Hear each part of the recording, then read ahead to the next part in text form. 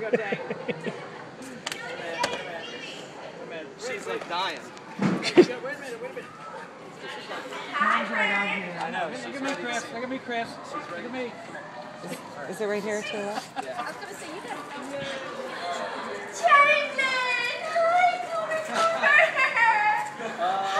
Yeah. Oh my goodness, hi, Lisa. Hi, baby. You are so much. Hi. What are you doing? Hi. Hi. Is that your mama? Hi, baby. Hi, baby. I miss you so much. Hi. You ready? Yes, I was. You ready? Ashley, go. Oh, I know. I think you should see her. Oh my gosh, I'm so. Can't breathe, huh? I'm gonna stay right here. Just stay right here. Oh my goodness, my bad. So tell me the story. How did Tank end up there? Tank ended up there because. I'm Dr. Willie, by the way. Michael, we spoke this morning. Yes, we did. Tank ended up there because he's from actually he was originally my parents' dog, and he ended up killing the neighbor's sheep. And I knew Leah because she's got 6 other dogs right here. And she was going to do behavior evaluation on him, signed by her attorney, to give in case the neighbors wanted support. And so we were like, that sounds like a great idea. So that's how we ended up was to get that, try and get that information, so we can use that in case the neighbors like, hey, your dog's dangerous, whatever. So good. Well, then. That doesn't make it right. That doesn't make it wrong. That makes her good comment. Sure. Boy, you go home. You ready, Tanglin? Let's go home, baby. It's like, let me out of here.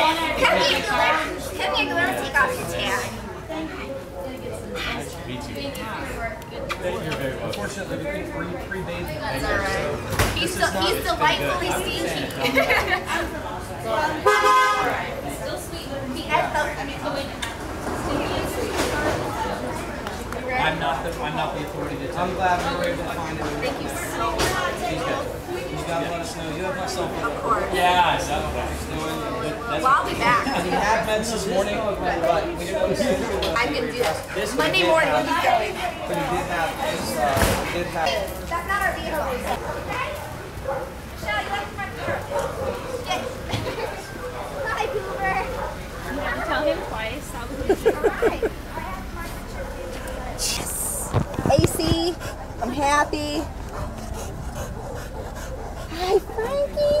Tanklin. Oh my goodness, I missed you. Hang on a second. What's your name? Gabriella. Spell your first name. Gabriella. And your last name? Kerisi, Keresi. Where are you from? I'm from San Antonio. Tell me about the whole ordeal of this today. The whole ordeal has been awful. I entrusted 7 dogs here, or 7 dogs to Spindletop, and so Tank is one of my babies who was there for a behavioral evaluation. He was never placed up for adoption, but he was there for an evaluation, and I'm just happy to have him back.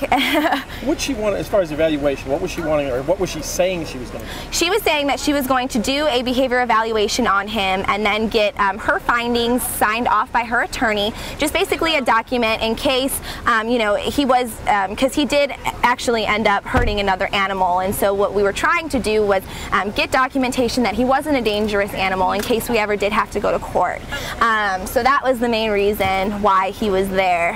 So that was what she was claiming, is she would give us documentation signed off by her attorney so we could actually use it in court. When was the first time you took her over there? Took him over there? Yeah. It was in May, late May. Late May. And have you heard from her since then? No, I have not. Have you tried calling or anything like that? Since this whole ordeal has happened, no. Okay, what about cost-wise? What did she try to charge you on? She charged us $475 for just the evaluation, and then $750 on top of that for the boarding fees. So I'm kind of glad to see you back, too. He is glad to see. He looks really happy right now. He is a little bit thin, and obviously does have medical issues, but and he, you know, but I think he's happy to be back and ready to go home. Okay, thanks. Yeah, so pretty. He's looking a lot better than he was last week. Oh, yeah, he looks so so much better. All the scrap in there that will show that he slowly will get better. Or did you go kisses?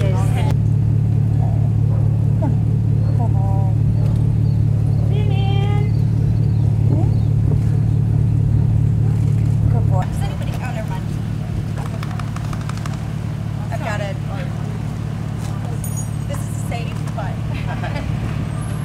I don't know that it'll make the best photo up. Using my utility. There we go. Okay. Just want to get that off. It's awful tight. There we go. Oh boy, you put on some weight.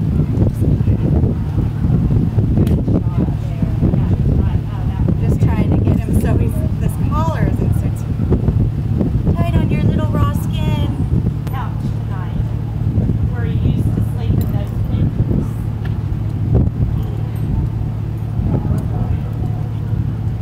Still got any dry? He wants in. Yeah, come back and jump. Come here, come here. You want me to help you get up? You just need to run out. That's right. Gonna make out with your friends. Good boy. She's gonna be able to reach over so she can go up and strap him way down. Yeah.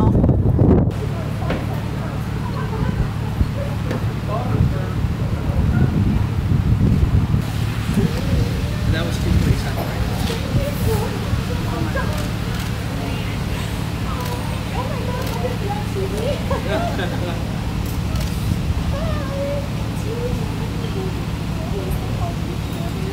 Look at you in your mirror. Oh, that's her. Oh my God. I'm shaking. I can't believe this. Hi, sweetie. She used to do this little, she smiles when she's nervous, and she does this beautiful smile. It's so weird. Oh, okay. Hey, what is your name? Marie Garza, Marie, spell your last name. Garza. Marie, tell me a little bit about today.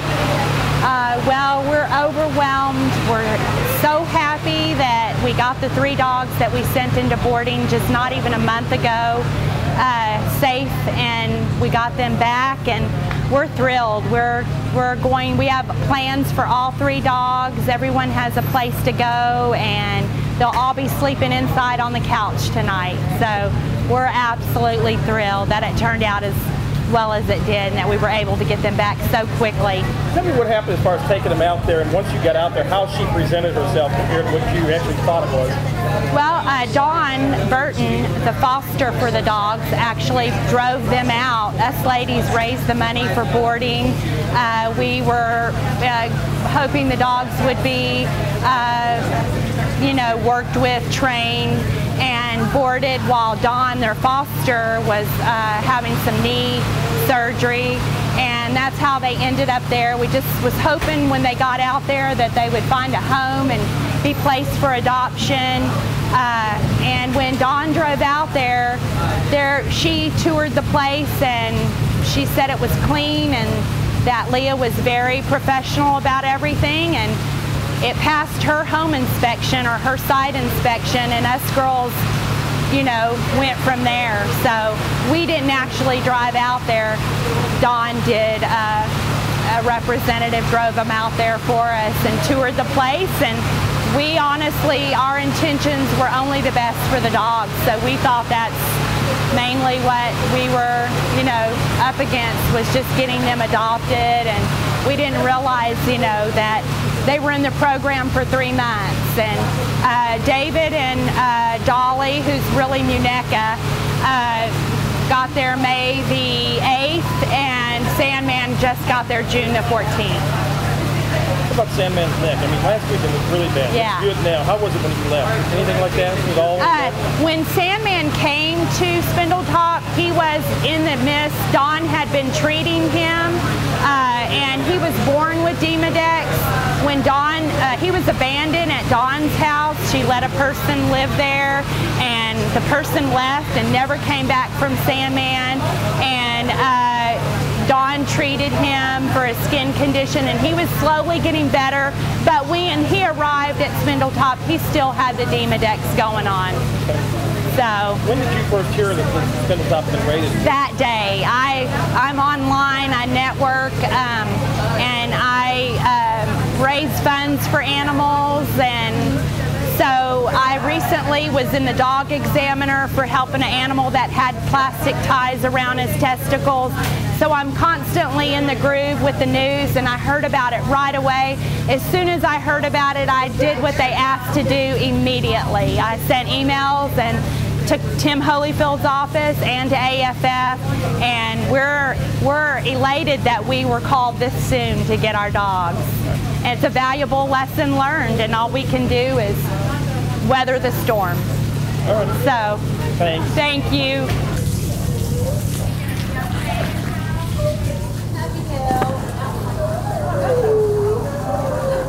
I'd say that's a positive idea.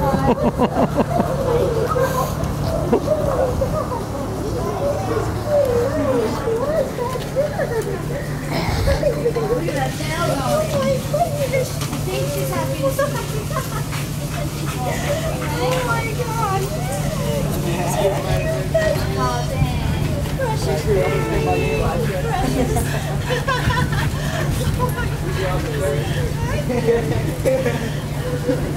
Oh, you got it. I got. I know.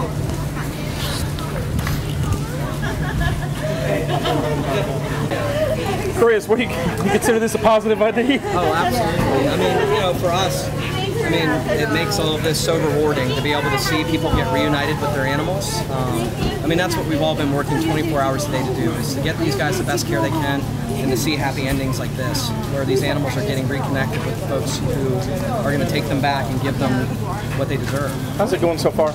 Oh, it's amazing. I mean, we've already reunited, I think, more than 50 animals with individuals who have come forward. We've got identifications on many more, and so we're just scheduling people in day by day and seeing more endings like this.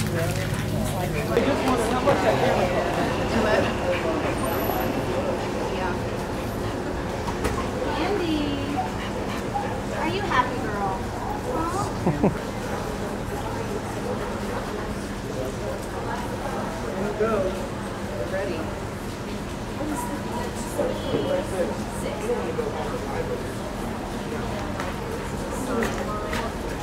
And Baumgartner. Spell your last name? Baumgartner. And how did you first hear about the dogs being up here? Well, rumors had been going around for a while, so we started tracking what was going on, and then all it took was one of our group members to say, "Did you hear the story?" And actually, I became fully aware of it with media coverage, where I was like, "Oh, it's for real, all the rumors are confirmed," and then we started just tracking it and trying to locate our dog. What's your dog's name? This is Candy. How long has Candy been down there? Since July of last year, actually, so 1 year. What kind of circumstances Exactly. going down there? I mean, why was she first taken down there? Was it? So we were told that, well, what we understood from other rescues, they came recommended because they train the dogs, they work with the dogs, and she is female dog aggressive, so we were having a hard time placing her. She had been in our group for a while, and we're just a Met rescue. I'm part of Helotes Humane Society, and we rescue everything. So taking in a pit bull that was female dog aggressive, we realized was going to be really hard to place, and we're not specifically trained to take care of these kinds of dogs. We talked to a couple trainers, and they said, yeah, you're going to have to work with this dog in this very specific way. And so when we heard about Spindletop, we thought, oh, okay, awesome. We'll just put the dog there, get her trained up, and then Leah will find an appropriate adopter for this kind of a dog. And we thought this was the best bet for her. So anyway, obviously that failed. What kind of communications over the past year? Anything at all with her? We had contacted her more than a couple times. About, I would say, not 4 months ago or so, I contacted her, spoke to her over the phone, asked how Candy was doing. She said, oh, she's great, everything's great. And I was like, okay, awesome. And then a month later, we tried to contact her again because another group member, I think the rumors had started up, and so another group member questioned us again. So I called Leah again. I was like, hey, just wanted to touch base, and she didn't call me back. And so then some of our other group members started contacting her and sending emails, and she stopped replying to everything. So we basically lost all contact at that point, and that's when we got really worried. Now you're on like a Lotus group there? Yes, okay. part of Helotes, okay. Yeah. All right, appreciate it. Okay, and do you have your photo ID with you? Thank you.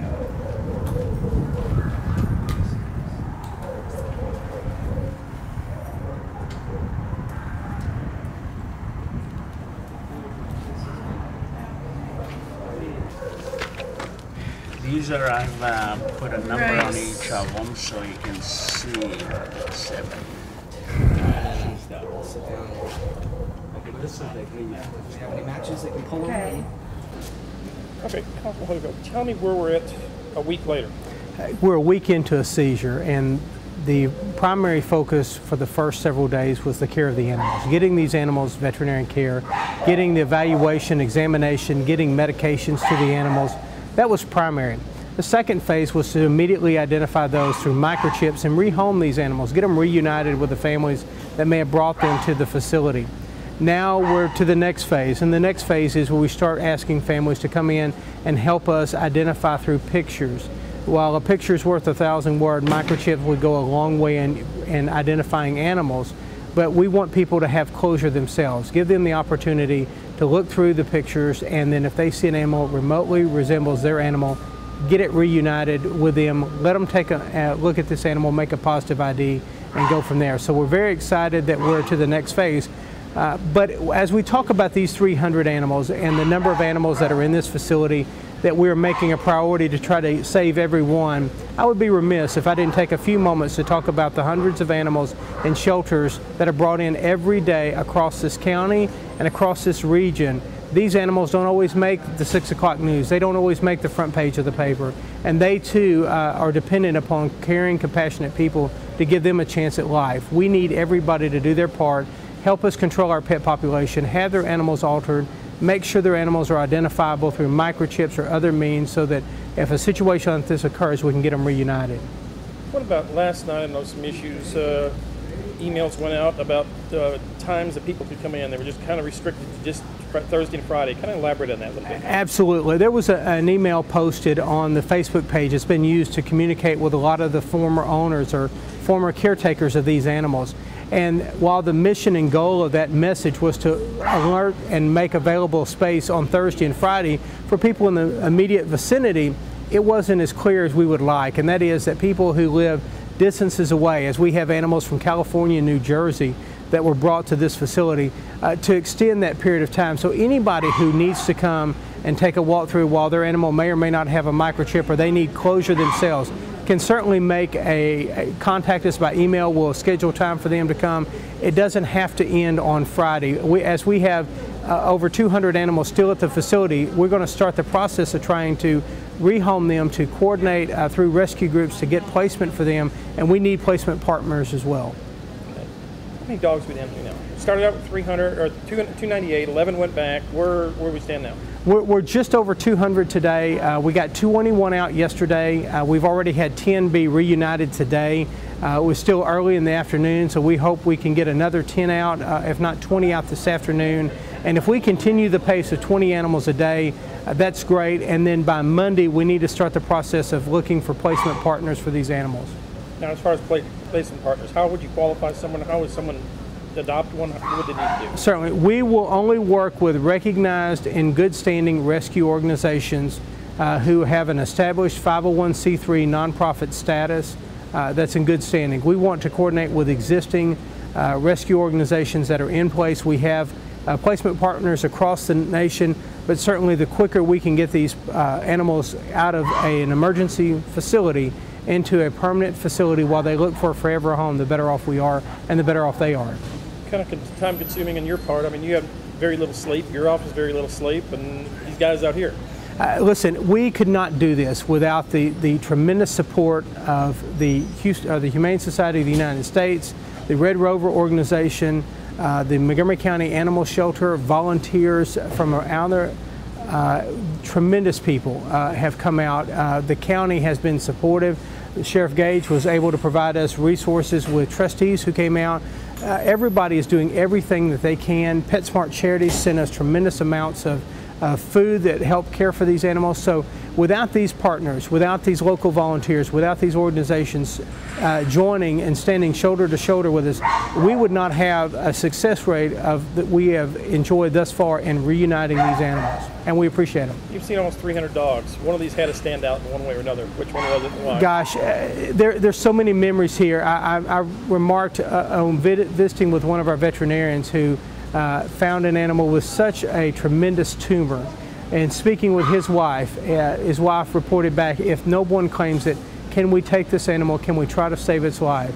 That animal went home with a veterinarian who gave of his time to come from San Antonio here just to help these poor animals. He took one back to try to save its life. I think everyone has a special animal here, and while our focus is every animal, we also need to make sure that we get them reunited with their families first. And at the end of the day, I'm sure there will be a lot of tears shed as animals go home, but a lot of happiness knowing that we've made some dreams come true and people finding their lost animal. Now you've got some people, and understand that have, wanting to find their animals, or coming out and find their animals, but then they can't accept it, they can't keep their animals. What about those? It was a little bit disappointing. Several people have come here wanting to identify their animal, and then once the animal was identified, they wanted to make sure it was okay, but then they remarked that they couldn't care for it, they couldn't take it. Some of these animals were placed there because of behavioral issues. Perhaps they needed more training, they needed some boarding time, they needed to get acclimated to human touch and interaction. And while we understand that, the value of the time and the limited resources and time is critical, that people come are looking for an animal that they will be able to take back home with them, not just to come to see. We don't have time for tours and sightseeing. We need to use that space in giving people a chance to reclaim their animals and get their animals back to them. What about this weekend? I know you've got the time scheduled. People have set up appointments for today and tomorrow. Right, and also they're scheduling through Sunday. And so we'll continue. And as we start in trying to find placement partners on Monday of next week, if someone comes and they look through and the animal's here's great, we'd certainly want to give them and get them back an animal.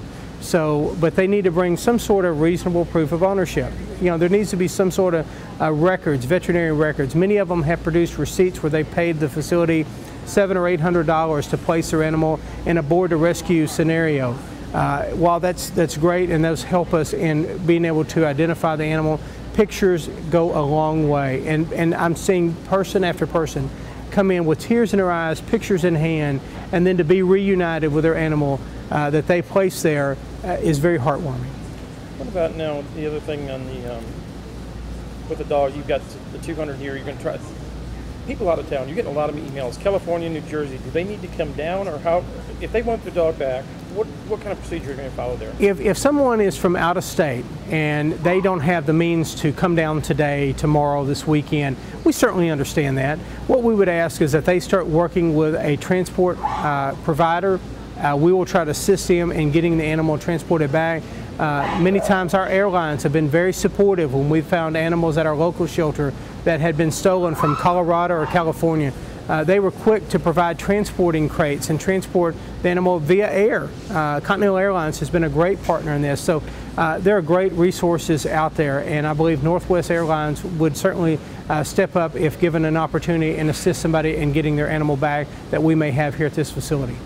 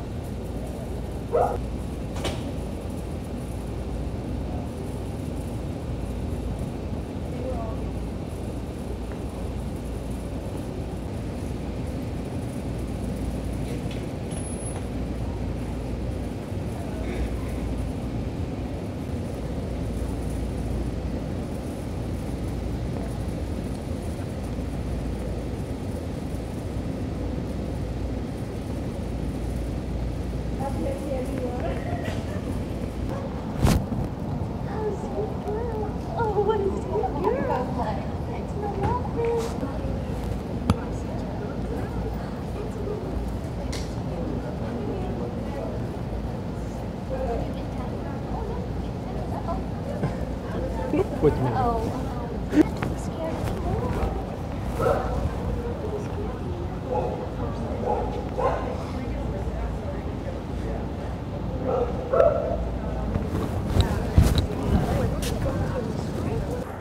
Okay, sir, first of all, what is your name? Yeah, hello, my name is Shamim, and we came here to pick up Jean. Jean's was a stray for several months. We had seen her.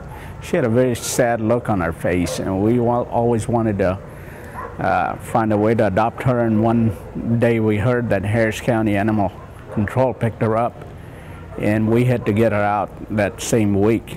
So we managed to do that, and we brought her to Spindletop because we had to get her through a rescue. And then this news broke out, and we were very disappointed with Spindletop. But I'm glad the work that these folks over here had done, Animal Farm, Houston Humane Society, and there are a few others. I've got their names, and they're going to be on our donation list, and they should be on yours too. But it's a happy ending so far. We were going to get Jean today. Now, Jean was kind of timid, really timid, kind of scared of everyone. Is she always like that? Tell me a little bit when you first met her. When we first saw her, we were walking our dog, and we saw her at a distance, and she looked like somebody that wanted to eat something. So we went home, and I got some food in my car, and we couldn't find her anymore. So several weeks later, we found her again, and she was always in front of one of these neighbors' front yard. She was always there. They had a dog, and they would always be together. There was a golden retriever, and there was another, some sort of poodle. They would always, three of them together.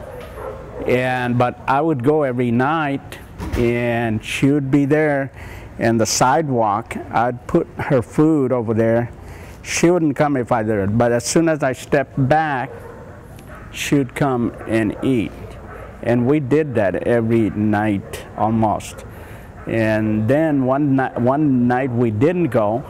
We heard a barking outside our house. Our house was a little bit, not too far, but she knew where it was. Opened the door, there she was. I said, Margina, go get some food. And Margina usually cooks food for our two dogs. She doesn't cook for me. She cooks for them. But so I took a bowl of her cooked food and gave it on our sidewalk, and she looked at me, and then I stepped back. She went, ate that. It's really, really very touching. When were you able to finally make contact with her? Are you really I always kept, in touch with that fellow, and I had got everything I need to know where Harris County shelter was. If they picked her up, I needed to know, and we would go into action, get her, because we couldn't catch her. Right. Now, what Spindletop tell you? You had to pay cash on it, didn't you? When you took it? Yeah, she said, I got an email that it'd be $900, and they'll take care of her for 3 months. And if we didn't want to pick her up, then she'll be in Spindletop. We had no such notion. As soon as we dropped her off on June 15th, we wanted to know when can we come back and see her. Well, she said, not this week, but 2 weeks later we called and said, we want to come and see her. And she was kind of grumbling, but she said, come in the afternoon. So we went. So we're June 15th, and then again on June 30th, we went there and we saw her, but she was very timid. and she had this very sad look on her face. And I said, you know, whatever I do in my whole life, if I can save this dog, that'd be just, you know, I think the best thing I'd ever done. What do you think after seeing her today? I mean, it was kind of touching, wasn't it? Yes, yes, you know, everybody does have to do something, you know. I always remind my angel over here, hey, did you write that down? Because, you know, it doesn't matter how many times we go and pray, it's just what you do. You know, that's what God wants. And your name one more time? Shamim. Spell your first name? S-H-A-M-I-M. And your last name? Huck, spelled H-U-Q, but pronounced like H-U-C-K. We're both... Where put it? It's been all day today up here. Flip that to you if you want for just a second. I don't look great, but... You look great when you get the dog. No, it's about her, not about... Okay, what's your name? It's Kim Cole. Kim, what do you... I mean, you got your dog back today. What? You're going to make me cry. That's what it's going to happen. Yes, I'm so happy she came home. She's been gone for a year, and we think about her all the time, and I was just very happy to have her back. When did you first find out about it? She got picked up at Spindletop there? Well, you know, we found out we could pick her up yesterday, but I've been hearing rumors that she was here for many days. We've been on the internet and on the Facebook page, so we had our suspicions that she was actually here. We just waited every day to hear for sure, to get the confirmation and to get the notification to come. Did you know she was at Spindletop, or had you found out? Oh, we took her to Spindletop, unfortunately, yes. Yeah, what kind of conditions when I mean, I'm hearing all kinds of people. Everything looked great, great, great, and then it's totally different. Yeah. Everything did look great, and we had the highest recommendations. I did my research. I talked to... She was a stray. We found her on the side of the road. We have 6 other dogs, and so we just couldn't take another dog at the time. And so, you know, Kim, like she said, just did all kinds of research and talked to everybody she could, and everybody said this is the place. So. Everybody said she was the best, that she had worked on as an expert witness on the Michael Vick case, that she had gone to Katrina and saved dogs there. So we thought we were doing the very best thing we could for this little dog. And it turned out to be not so good. After you dropped her off, were you able to see her after that, or were you able to go out there or not? She promised us that we could. We live in Dallas, and that's a 3-hour drive, so we didn't make it often, but I emailed her frequently, and she rarely replied back. She charged you at the time, too? $750, and I made 2 additional donations of total of $500 to her after the fires and after the floods. All right. Thanks. How do you spell your last name? C-O-L-E. Okay.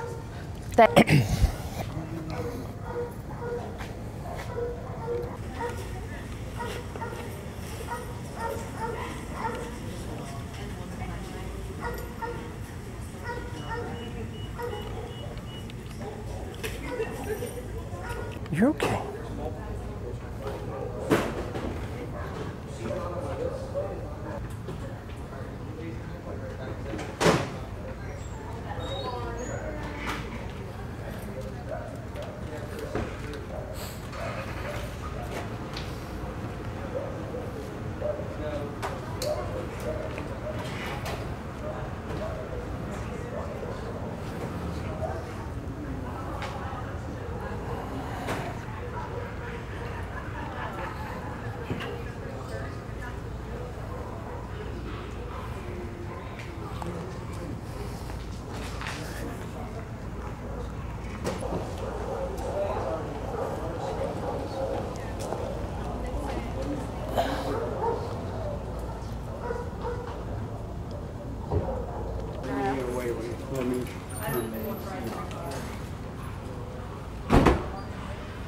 Sweetheart. You're all right, sweetheart. Come on this side.